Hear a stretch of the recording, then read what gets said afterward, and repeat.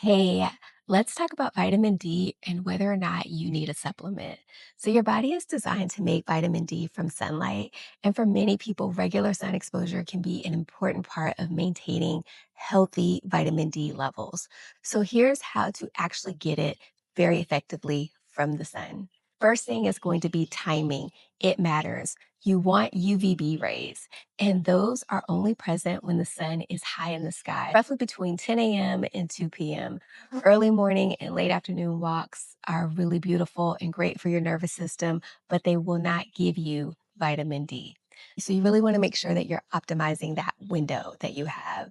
Second is skin exposure. You need bare skin. We're talking arms, legs, face, and not through a window because glass blocks UVB completely. Third, in terms of duration, that's really going to depend on your skin tone. Melanin is your body's natural sunscreen, which means darker skin tones need longer exposure to produce the same amount of vitamin D. But as a general rule, anywhere from 10 to 30 minutes, a few times a week, will get you your vitamin D. Easiest ways to get your sun window in are going to be things like eating your lunch outside, doing your workout outside. One of my favorite ways to do this is simply taking my yoga practice outside for a few minutes when the weather allows.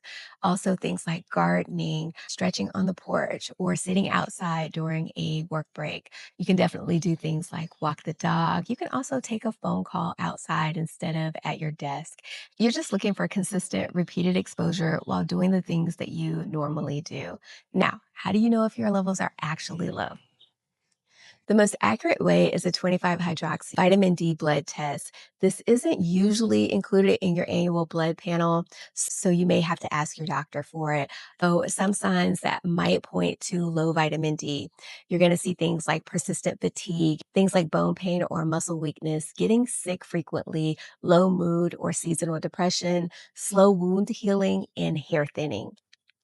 These symptoms can have many causes, which is why testing is really important. But you will find that a vitamin D deficiency can be the gateway to a host of other medical problems. So if you're checking any of those boxes that I mentioned, you definitely want to get your levels tested. Now, if your levels do come back low, or you live in a cold climate, or you work indoors, or you just know you and the sun don't be vibing like that, then supplementation absolutely will make sense for you. So let's talk about what kind to use and how, because not all vitamin D supplements are the same. Vitamin D2, which is plant derived and found in a lot of fortified foods, it can raise vitamin D levels, but it does tend to be less effective at maintaining those levels over time. Conversely, vitamin D3, which is the same form that your body is to make from sunlight. So research suggests that vitamin D3 raises and maintains vitamin D levels more effectively, which is why it is the form that's most recommended. If you are plant-based, you want to look for a D3 that's derived from lichen. That is a vegan source that gives you the D3 form without any animal-derived ingredients. And look for a vitamin D supplement with vitamin K2 if you can find it, because this is going to help direct the calcium to the bones and the teeth where it is needed. So bonus. The right dosage is really going to depend on your initial blood levels, your body size, your lifestyle, where you live, and that's one reason that I recommend testing instead of guessing. A general guideline that I find helpful in terms of supplementing is going to be 5,000 IUs in spring and summer, 10,000 IUs in winter when the UVB exposure is a little bit more limited. The bird is talking. Remember, your body is incredibly intelligent, and sometimes the goal isn't to add more, it's to reconnect with the foundations. And one of those core foundations is always going to be sunlight. So I hope that this helps you understand vitamin D a little bit better.